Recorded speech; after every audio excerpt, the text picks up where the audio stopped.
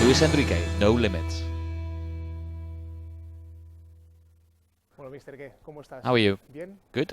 Thank you for opening your doors today. I don't know if this is your first home or your second home. You must spend a lot of time here. If you ask my wife, she would say this was my first home and my house was my second. I just want to enjoy this experience. I'm aware of how difficult it is to become coach of a team like Barca. I know. Let's hope it lasts a long time because it's an intense job. I just want to enjoy it. It's my second season here. I feel more at home this season. Not just me, but all my coaching staff as well. We just want to continue in Barca working hard and do things well. What's the day-to-day like here at the Ciutat Esportiva? Well, it's very simple, very basic. I leave the house before my kids get up. I can't say goodbye to them in the morning. And then depending on the game we have, then we have a normal training session. Then we have lunch at the Ciutat Esportiva all together. And then after that we work on looking at our next rivals, our next opponents. I don't really have a fixed timetable. It's depending on what's necessary. One day we might go to the gymnasium to free your mind up a little bit. Sometimes I come to work and go back home on my bike. We don't count the hours because the hours pass by very quickly, but we do dedicate a lot of time here. And it's a profession in which you don't really ever disconnect. I tell my wife not to ask me anything about football, but always there's things that come up. It's 24 hours a day, really. We know the more visible part of a coach at training sessions, out there on the field, on the sidelines. Is there sides to being a coach that perhaps we don't know about? Well, a lot of things. That's really the tip of the iceberg. Before the games, there's a lot of work with the scouting department, looking at our opponents, analysing them, looking at what we consider to be important. There's a lot of work with the coaching staff. We have to program the training sessions, looking at things to stop our rivals. We have to have an in-depth analysis of every game after we played it. So it's very intense. And especially these days when there's only 3 days between games. So the time that we have to dedicate it completely to preparing. We have a lot of videos already done. We have information that we look at. We can't really overload the players with that kind of information as well. But the work before the game is there, and I consider it basic to be able to improve. You were talking about the work with your coaching staff. How would you define your coaching staff? What are they like? Are they real football people? They're football balls like me. But if we didn't have that in common, we wouldn't get on with each other. Or Juan Carlos. They are the two assistant coaches with abilities to be head coaches themselves, of course. They take part in the decisions that I take or that I could take. There's the fitness coach, Joaquin Valdez, who's the only one who's been with me since the very start of my coaching career. I don't know if he will be able to put up with the pressure. Joan Barbara, who takes charge of preparations of analysing our rivals, and he's also involved in the day-to-day of the youth team setups, the B team, the under-19s. Then we've got the scouting department, Carlos, Jordi Madero, Isidra, Jesus Casas. A lot of people do a lot of work behind the scenes that you don't really see. Buenafuente, the goalkeeping coach. We're continually in contact. It's a great group of staff, great team, people who come to the club, bring a lot to the club. Is it difficult for you to delegate work, or is it easy? Does everyone each have their own roles? When you start as a coach, it's difficult to delegate. But given the level we're at now and given the people around me, if I didn't do that, I would commit suicide. Everyone around me has got my confidence. Everyone's got their area. We all overlap, of course. Obviously, I'm involved in everything. I want them to participate in the things that I decide as well. My objective is to try and surprise the players, because the top players, they need stimulus, because they need to be surprised. So I'm really delighted with the coaching staff I put together. I put them together myself. Jaume will remember your time in the B team. Is there a big difference between looking after and managing the first team and then the B team? I think, in theory, the footballing ideas are the same. It's different because the players are different, of course, in that sense. It's a difference when you've got a player like Leo Messi, Neymar, Suarez. There's some things you don't need to say to them because which is the best option. For example, they know the best options because they're that quality player. But in general, the essence of preparing, looking after, preparing the week, motivating the players, giving them objectives. It's a team, a group of players. They're very special, the first team.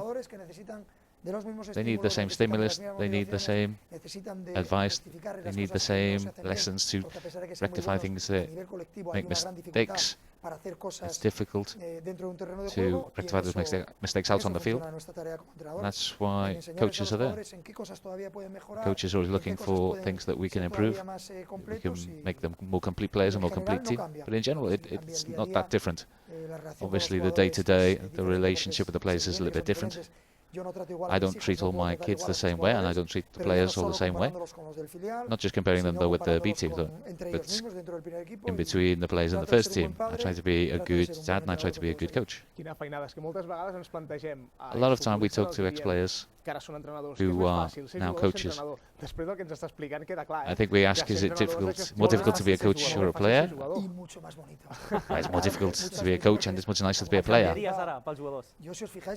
If you see, every time the ball comes to me on the sidelines, I'm looking there to play back in with my feet. But that's just a joke really, but the great thing about football is playing. I used to take part, scoring, creating a goal, a tackle, taking the ball off our opponent. That was a more real essence. It's great being a coach. I like it. I don't know if my wife likes it so much, but being a coach, it really absorbs you completely. You have to sometimes just say stop, because there's other things, because sometimes it can really stop you sleeping well, and it makes it difficult to think about something else that isn't football. Well, all of that I consider is to be negative. I remember an interview you did. You said the most difficult thing I find is that ability to switch off. Have you been able to do that? So now, no, last year it was at times it was difficult for me to sleep, but I said it once in a press conference, and I think people didn't really take it seriously. This is the season in which I've been able to sleep better. I don't think it's to do with results, but because I feel more comfortable. I feel a bit more confident. I see the players' reactions a bit more positive, and because we are looking ahead at something that's what's coming and that's really exciting. Because when people talk to me in the street, I've always been lucky because I've always received excellent positive messages from the fans. But in that sense, it's a good moment at the moment. Disconnecting, switching off is not easy because you've got that bit of your brain which is always thinking about football. Do you have success in being able to forget about everything? Can you concentrate on the family, something else? No, with the family, unless you're really sucked in by a film or something else, I can forget about football completely. When I go out on my bike, if I'm on my own, first couple of hours I'm thinking about football. But it's like therapy. It serves to clean things out in your brain. Often I find solutions to problems when I'm out on the bike. All of a sudden it comes to you and you have the solution. I think the only sport of the ones that I do, which I can't do at the moment because I've got a problem with my shoulder, is paddle. Paddle, when I play, I'm chasing the ball. I'm not very good. I'm looking for the ball and I'm looking to get the ball back. I'm not thinking about anything else. But those cyclical sports like cycling, it allows your mind to go free a little bit. If we go out with friends and stuff, it's a bit different because I'm talking and I can disconnect a bit more. It's strange because I read in your time as football, you were thinking about doing triathlons and stuff when you finish playing. Where is that desire to test yourself with extreme sports? I mean, if we think about all the things you've done, it's crazy. I think it just comes from inside. When I played, Pito Volado used to say to me, I'm going to do this, I'm going to do that. And now he says to me, no, I'm never going to run. But he has kept on running. I always wanted to do sports. I was involved in running, 10K, marathons. Then I started with cycling. I think cycling is probably the sport that I like most. Because I didn't really like the swim bit because I like a stone, I don't float. So I started with cycling, amateur cycling, doing long rides. Usually every summer for a week, me and my friends go off to the mountain ranges, the Dolomites, Asturias. We ride up the mountains on our bikes. This summer we're going somewhere we haven't really decided where yet. And then there are extreme tests. Pepe that I did in the bicycle and the Sables Marathon. When I'm not working, I really enjoy it. It motivates me, and I will keep doing it. The year when I have a rest, I will test myself again. I suppose there are a lot of people who do this kind of sport. There are days when you have a bit of a weakness, and how do you motivate yourself on those days? Well, I think it's something that we have inside everyone who's competed at a top level. When I'm swimming, I think, I just want this to finish so I can get on the bike. When I'm on the bike, I think, I'm going at a speed that I find difficult. I just want this to end so I can start running. Or when I'm running the marathon, I just want this to finish. So it doesn't really have sense in that way, but you're training for a long time for that test, and then it comes and you just want it to end.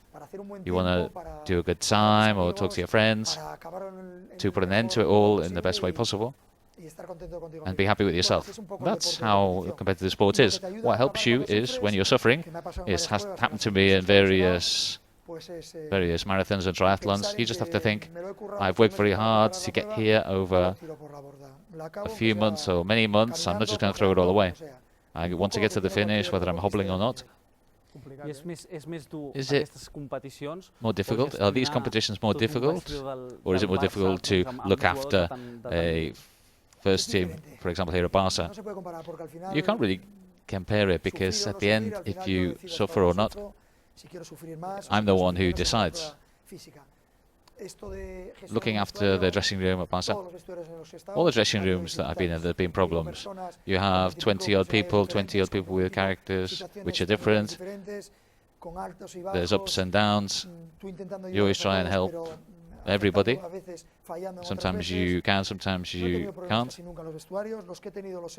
Most of the problems I've had in dressing rooms have been solved in the best possible way. I had them as a player. Even though I'm a little bit older than some of the players, I think I've got that affinity with them. I think I'm close to them. I like jokes. I like to be close to the players. I like to listen to what they've got to say, what they feel. And I take my decisions thinking about what's best for the team. The players know that. They could have good or better or worse feedback with them. Like for you two, I don't have the same relationship with both of you. But I just do the best for the team. I think the players are very professional. They know that. You were talking about jokes. I think that's something that people don't know about you. People don't associate you with being a joker. But Edgar and myself, we know you. We have seen you on the day-to-day level. We know that you do like a joke. Do the players enjoy that? Do they like that? I think there's a lot of people in the dressing room who do like a joke. People think about PK, but there's quite others who like to have a laugh. Well, that's what it's about. When I was a player, I remember Pito Abelardo used to say before the World Cup, he was there joking. Between the two, there was teammates who had to be really serious and focused. In the teams that I've coached, I always had music. And when I came to the club, there was always music before the game. I think that surprised a lot of people when you went to Italy. They found it was a bit strange that we put music on before the game. We put music on the coach. If there's a player who doesn't like the music, we respect that, of course, but this is a sport, this is a marvelous sport that allows you, gives you the chance to enjoy yourself with your teammates, with your friends. I think it's always better if you can enjoy yourself. There's obviously times to be serious, when you have to do serious things, but the rest, if there's a better atmosphere, then that's much better for work, to solve problems, to sort things out. The team, the squad went to Portaventura, the adventure park. You did that as also when you were at Celta. Are things like this really important to maintain that great atmosphere at the Ciutat Esportiva? Portaventura was different because we were always looking for, or Joaquin Valdez, who's in charge of looking out after these things, controlling these things. What we do, we're doing things with the players, but in different contexts: karting, paintball, walking up mountains. It depended on the team. This year, we had it in mind for a while. Thanks to the collaboration from Portaventura, and thanks to the club, we were able to bring it all together. We were able to bring in family, friends, children. When we suggested it to the players, they were really excited about it. I think it was a great, unique experience, but one that we will repeat. We did everything we could. We were able to find ourselves in a strange atmosphere for the players because it was difficult for players to go to Portaventura without being noticed by the crowds, but the kids and the wives and girlfriends liked it. Our coaching staff were there as well, and it was a marvelous experience. I'd like to ask you, when you get home and you try to disconnect, you try to switch off, can you watch a football match like a fan? Can you watch a Champions League game and just enjoy it as a fan? Or are you analysing the game, thinking about this player's moving up the left, looking at the players from a tactical point of view as a coach? No, because I can't, because in television you have those close-up shots. When we analyse the games, we have panoramic vision, so that allows you to see the whole field. It shows you what's happening to what the right back Dani Alves is doing when Neymar's got the ball.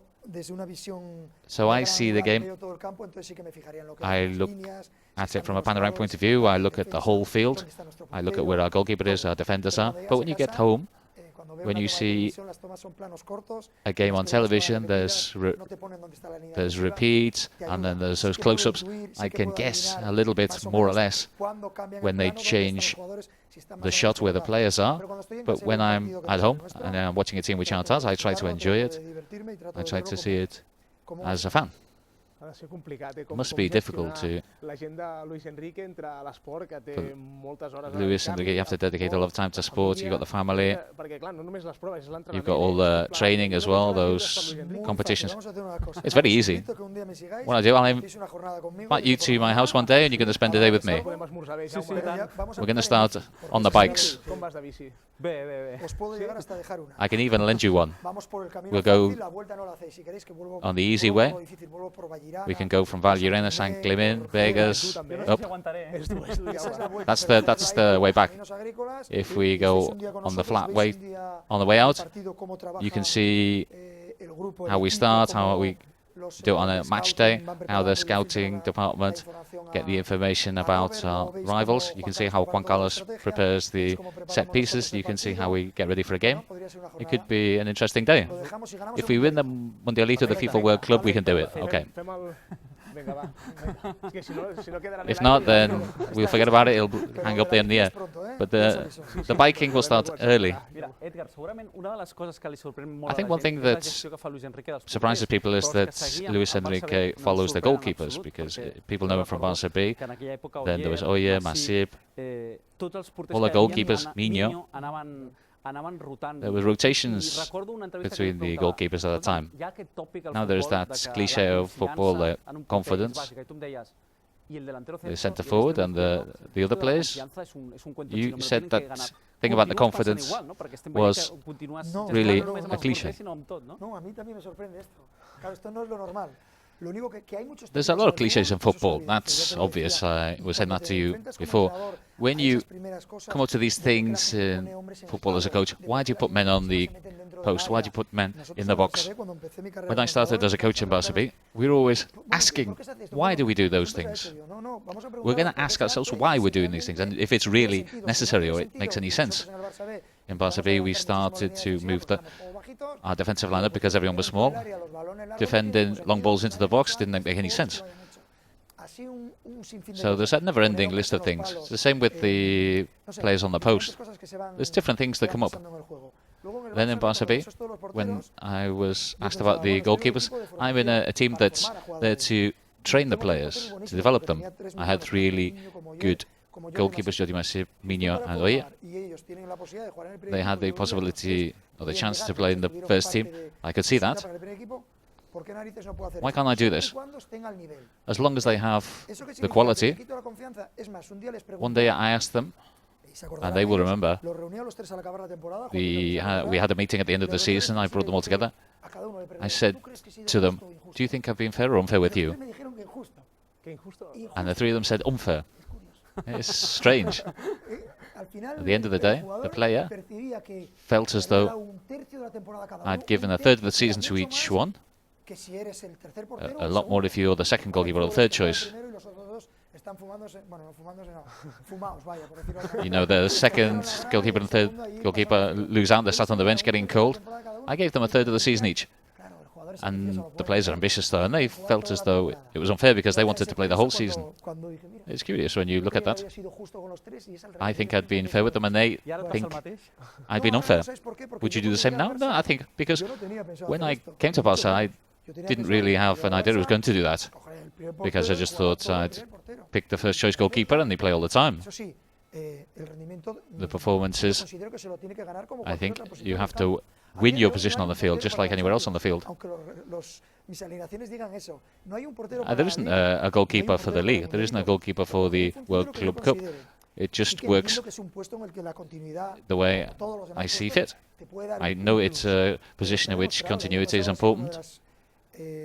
There's been a lot of historic seasons, and there have been different goalkeepers. And Jordi Messi has played in the Cup as well. All these cliches, they don't help. This thing about the confidence doesn't really work. I need confidence because the president's going to come and he's going to kick me out. Give me confidence so I can stay for another year.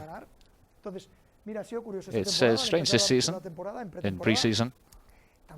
I think both Claudio and Marc, it was difficult for them to start off the season.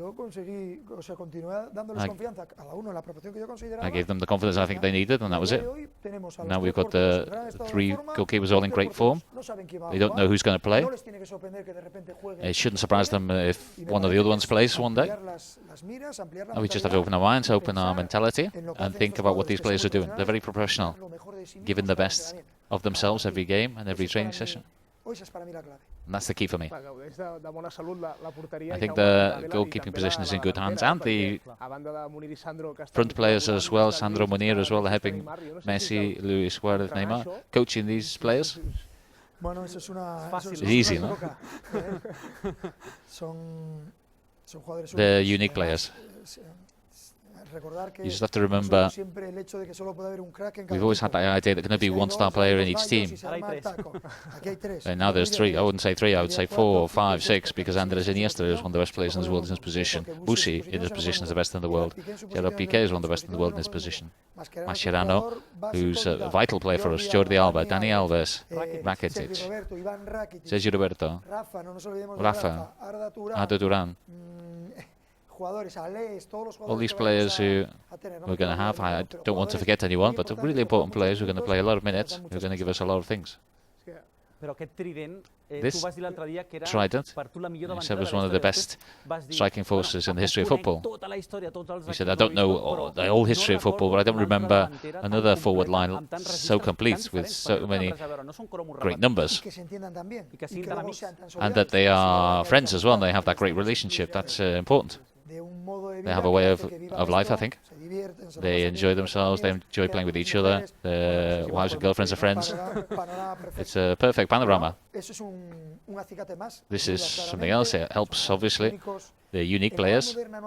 I think in the modern era, I think it's difficult for a club or a team to have 3 players of this quality, because there's the risk. You had Figo, Rivaldo and Kluivert. They were really good, but I don't think they were at this level. Messi is the best player in the world. Luis Figo was Ballon d'Or. Patrick Kluivert, I don't think so. Rivaldo, yes. We're talking about Messi is the well-recognized best player in the world, probably the best player in the history of football. Neymar is on the way to becoming one of the best players in the world. Luis Suarez, for me, the best centre-forward in football. So it's difficult for another team to have players like that. There hasn't been a front line like this. We were talking about the dressing room before. Up to what point is it important to have so many players who come up through the youth ranks? Messi, Iniesta, Busquets, Jordi Alba, Sergio Roberto. Players who know what Barca is, who love Barca, who have grown up through the youth teams at the club. And they've learned everything about being a footballer here. How does that help the players who arrive here, Neymar, Rakitic, Luis Suarez? They're the first who transmit that sense of what is the Barca culture. The young players who come here, they have that chance to be so many years in Barca, you have that ability to know the system. There's little details to work on, the type of play, but the idea, the philosophy of Barca is clear. You always have to have the ball, keep your opponents in their own half, offer up a spectacular, attractive side of football, being fair and just, fair play. Lots of values that I learnt when I came here, when I was a bit older when I came here. The key pieces in the development of the club. They are and they will be. It's good to get players from the youth teams, the B team. We have to be working hard and investing in the youth teams and these players. I don't know at what point your work, you're contracted to win, but win trophies.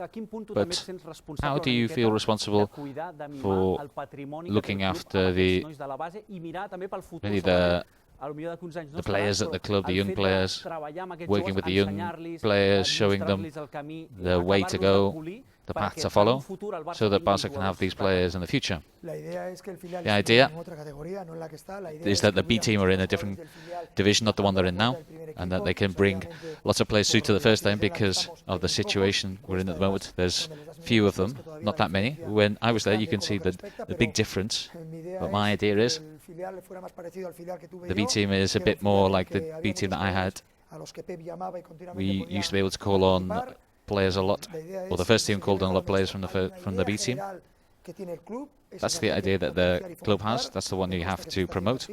We have to improve. I don't think it's just a good idea. You have to improve. You can't just talk about trophies. You have to improve so that players come out better prepared, not just on an individual level, not just in technical aspects of football, but in situations in the first team. They have to recognize those situations in the under-19s, in the B team. I don't have all the time.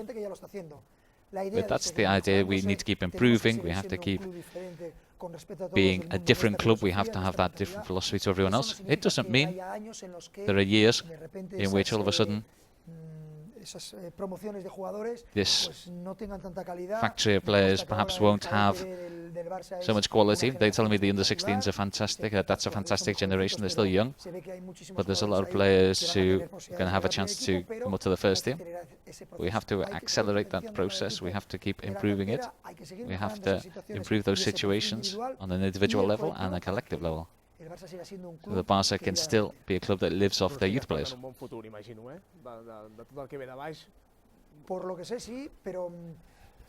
I think there's a really good generation. We've just been talking about that. I know one of the players. I'm not going to give out names, so nobody goes crazy. Above all, the agents who are always hanging around here, hanging around the players. I would say to the parents of these players, don't put pressure on your kids. Make sure they study. They do that at the La Masia. Mr. Folguera keeps on top of that. I would say to the parents that they focus on the development as players, that they study, and then allow them to enjoy playing football. As we had that chance without agents. Yeah, because your son plays with the FCB Escola. But if you bring him there, you think you consider it's positive for him. I think team sports, football, as an example, bring a lot of positive things on a personal level, values, frustration when you don't win, teamwork. Being a substitute gives you a chance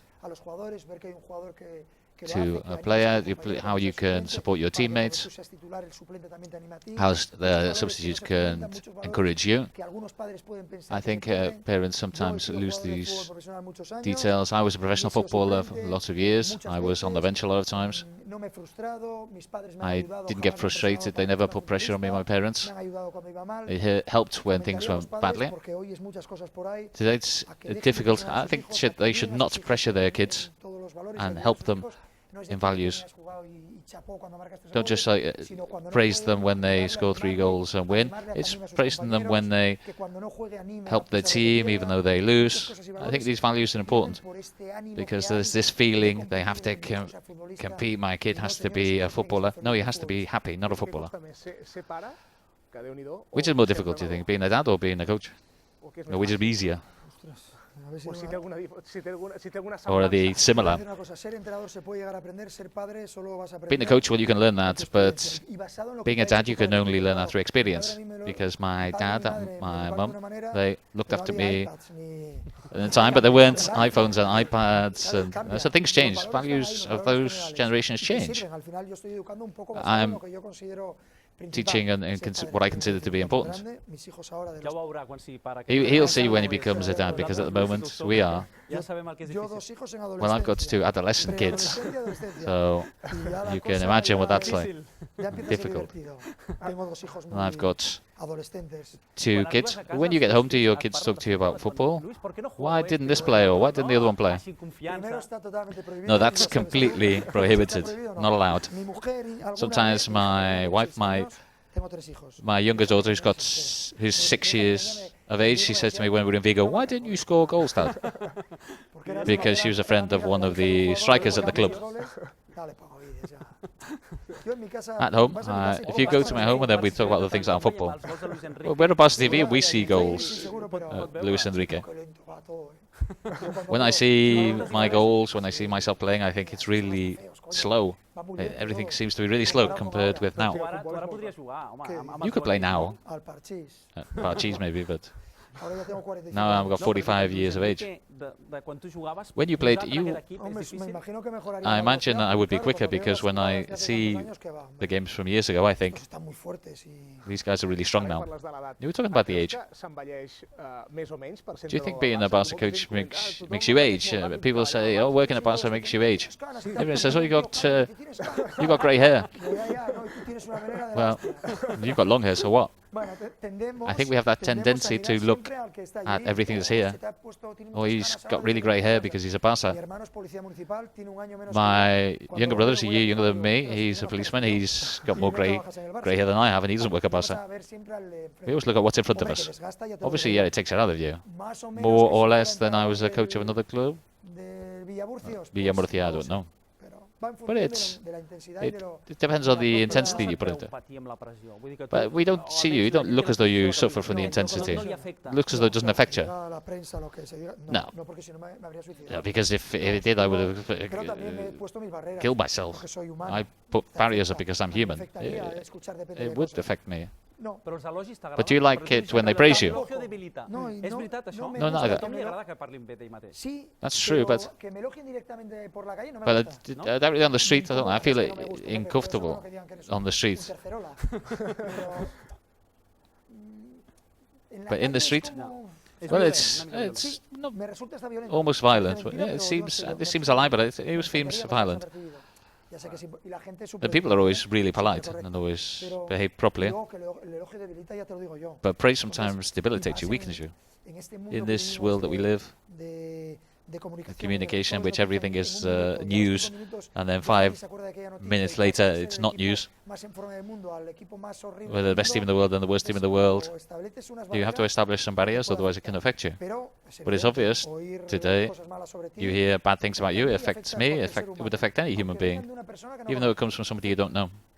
We're all human, we all have our hearts. I remember a phrase that you said at the start of the season or beginning or last season. My biggest pressure is the pressure I put on myself. That must be key, to be demanding of yourself. I ended the season in which it would be, I wanted to do everything the same as last season, because our objective as a coaching staff, as a group, is to bring ourselves together, look at everything, even though it's been great. We have to motivate the players, we have to change things in training, we have to prepare things, because our opponents are going to do different things, we have to adapt to what they're going to do. Because we didn't really have that idea when we arrived. We have to develop continuously. Barca is an opponent for everybody. There's a reference in the world. If you keep winning, Barca is going to be the reference point. If you sit and really sit back on your heels and think about what you've done in the past, no, the idea is if you want to beat your opponents, we're going to try have the ball in your half and try and create situations in which you can't get us on the counter. If you want to stop me bringing the ball out, I'm going to have to try and get behind you on the counter-attack quickly. It doesn't matter what the opponents do. Barca have the ability, we've shown that. We can have the ball a lot, we can play on the counter, we can play quickly. People like that at Camp Nou, people like that fans, we've seen that. 2 or 3 touches, that can be nice as well. Obviously I prefer to have the ball and a control game, but it depends on what our opponents are doing. It depends where you defend, the game changes completely. Barca before, the style was very unique, and only Barca played that way. Now it seems more and more players are trying to play like Barca. There's differences as well. Celta, Rayo Vallecano, Bayer Leverkusen, teams that attack, teams that put you under pressure. There's always that tendency in Italian football, say defend. Obviously it's important, but this Barca style, this success Barca making clubs think about imitating Barca and producing more attacking football, that could be good. Obviously it affects. I think human beings at the end of the day, they imitate.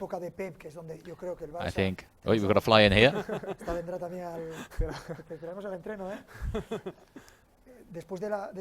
After the Pep era, I think Pep was the one who really brought up that system 4-3-3, gave it lots of little touches, controlling offensively and defensively. And that was really the beginning of what Barca is right now. From that moment, there's been a lot of imitations. People who are thinking, if you can play SE, you can win like this. I'm obviously convinced that through possession and through having the ball, you can do a lot more damage to your opponents. It's much more enjoyable as a coach. It's difficult to coach the players because it's difficult to be that structured and position yourself. No, it's not a question of having the ball and putting yourself where you want it. No, you have to be organized defensively. So you have to keep developing, otherwise there's a limit. I think we're in that phase. I think we've seen development since we've come to the team. What I hope is that that development continues, and that we continually ask ourselves questions: what are we doing well? What are we doing badly? How can we improve? Know your character, but there's been a lot of people who've been surprised by when you're on the sidelines, because you're a lot more relaxed than when you were as a player. You were always hot-blooded, red-blooded, getting involved in scraps, but you're really relaxed on the sidelines, celebrating goals really in a calm way. Do you have to put a big effort to do that, or have you developed or changed in a way? I think that comes from since I started as a coach. You have to be able to control yourself. I would like to be jumping around, jumping, shouting. But if I want to have control of what's going on the field, if I want to send a message to the players, if I want the players to be controlled, and if I don't want them to protest too much, and if I'm doing 1,000 things on the sidelines, it's not the right message to be sending. We are in continual contact with Robert and Juan Carlos in the ground. We need people from up on high to control things that you can't see at the pitch level. So to be able to control that, to be able to give the right orders, I need to be relaxed. No, it doesn't. It's not difficult for me because thanks to the work of Joaquin Valdez for years, it's difficult for me to see a coach on the sidelines who's really nervous, gesticulating. It means auto-control. It means it doesn't mean I can always do it because I'm a human being, I've got character, but I think it's important to do my job properly and to be able to transmit to the players that idea of calmness, that they shouldn't protest too much to the referee, to do it from my point of view. I don't think I've ever been sent off as a coach. I've been booked once or twice, I think, in that time, and I think that's not bad. As a player, you were one of those ones who you could have been a coach when you finished. Did I think that? No, not at all. I didn't have that. Well, I think players who can play facing goal, I think a centre-back, a goalkeeper, midfielder, the majority of these tend to be defensive coaches, except there are some like Pep or Paco Gémez, for example.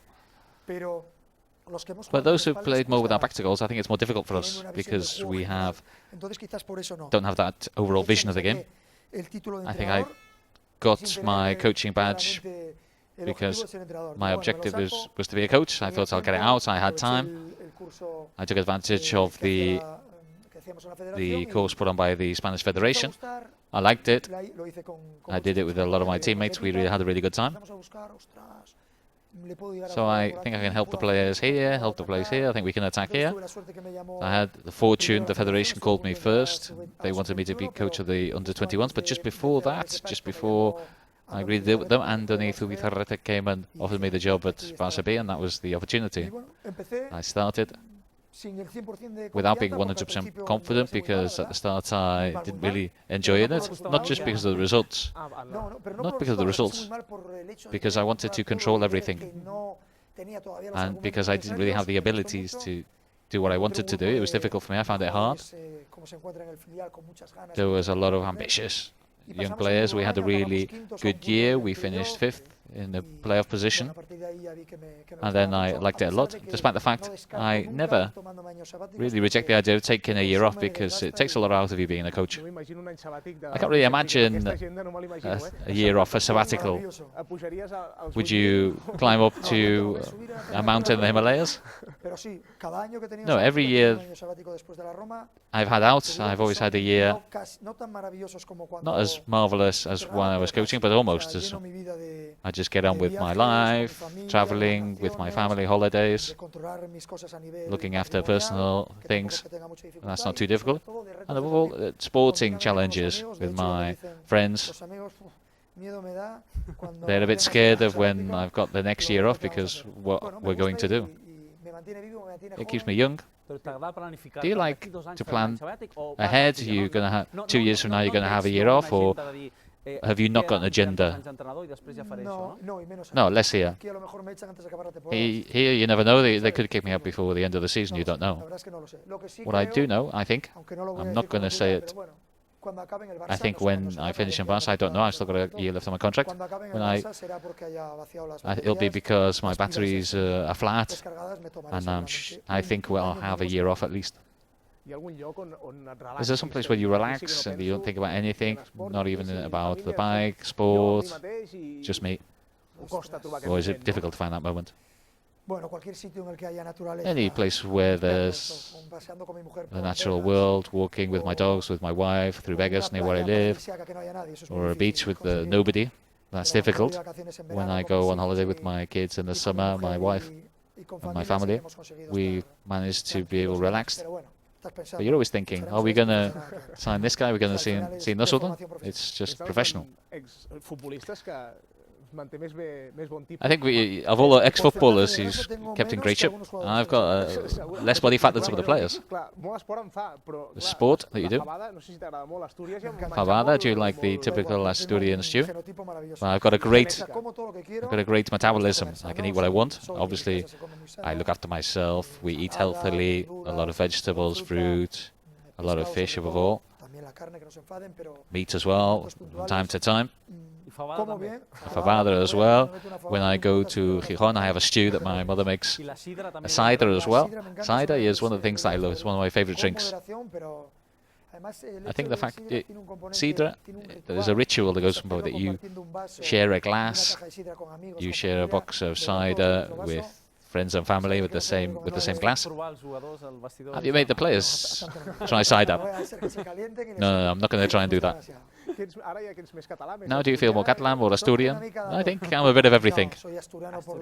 No, I'm purely Asturian, pure Gijón. But my family are Catalan, my kids are Catalan. I've lived here for a long time. I hope to, don't know to when, but I hope to remain living here. I feel like another Catalan. I feel loved by the Catalan people. I feel well treated by the Catalans. I don't know why. I've had a lot of luck. It's coincided with my best years as a player and coach in Catalonia. When you feel or hear Camp Nou singing your name, you must have goose pimples. No, I thank you a lot, but I think the crowd should sing the names of the players. I had that as a player. I don't remember them ever whistling me at all, even when there was bad times. It's something that I'll always be thankful for. I know that they support me. I don't need them to sing my name, but the team does need it. This season, there's been moments in which the team has needed the crowd against Bayer Leverkusen, in which the team needed the fans. I don't know if it was Leverkusen, but we scored 2 games at the end. 2 goals rather at the end. That's when we have to be strong.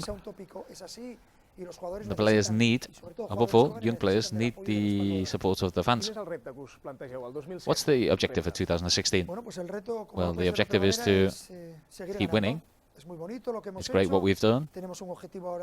We've got a priority at the moment with the FIFA World Club, then we've got the game against Depor. The competition, the World Club Cup, you don't play it very often in your career.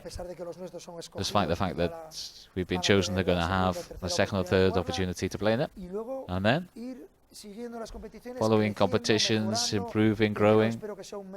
In January, will be different because we'll bring in players that we've signed, but because of the FIFA ban, haven't been able to play. If you look at the calendar, from the 30th of December up until the 10th of March, I don't want to lie, I think we've got 9 games in January, 8.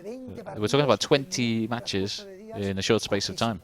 We're going to need a lot of players. We're going to need the fans. We're going to need to be at a good level to keep winning and to keep winning trophies. We want to win every competition. I think after the stop in March, there's a week off then, and that's it. Up to now, we've gone in cycles. There's been 8 games and then an international break. Well, most of them have gone off on international duty. 2 from 9, and now we're going to end this cycle against Deportivo. We've got 2 games in the FIFA World Club Cup. Then we'll have 5 or 6 days off, and then we're back. We've got Betis, and we've got Espanyol, and then it starts. 2 games a week. And perhaps another treble. On the way to be better, on the way to be making the fans happy, to be happy ourselves, to beat records. This team is there to beat records. Nobody's won the Champions League 2 years in a run. We have to be modest with hard work. We have to deserve it more than our opponents. I think nobody last year can say that Barca didn't deserve the trophies they won last season. We were the best in each competition. In the Champions League, we played against all the top clubs from all the top countries. And that's a great objective. We need to have all the strength we can muster. We need the fans to try and do things that nobody else has done. I think you said what excited you this season. Well, after a treble last season is difficult. But you said no, because we've got a lot of objectives in front of us. The Spanish Super Cup slipped out of our hands, so you have to congratulate Athletic Club. But I think if my players have been able to rest a bit more, I can't remember where we played.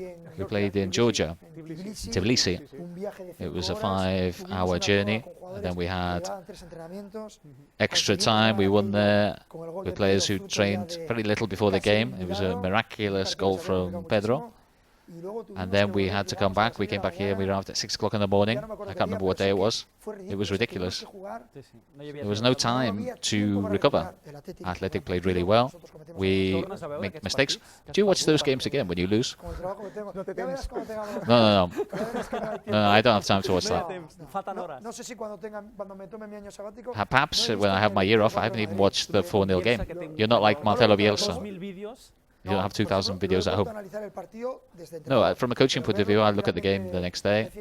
No, I don't watch it to enjoy the game as a spectator. I look at the game as soon as it's finished. From then, we look at our next rivals, look at things we've got to improve. We look at the defensive lines, and if not, then we look at our opponents. So we've got time. And if there's time during the week, then we prepare training sessions. If we play every 3 days, it's pre-post training sessions pretty much around every game. It's difficult. Are you superstitious, or do you always follow the same ritual? Or? No, sometimes I don't know. Sometimes I change the... I've got the watch Maurice Lacroix from the club. I don't have... I just put on whatever trainers I have. I'm not one of those ones who have that custom of wearing the same scarf or whatever, or if I always wear the same watch when we won this game or that game. No. Talking about clothes, you're one of the most elegant coaches out there. No, that's my wife. She's the one who looks after that. I would go out there with Bermuda shorts or jeans. I would go these ones. I like the days I was in Barca B.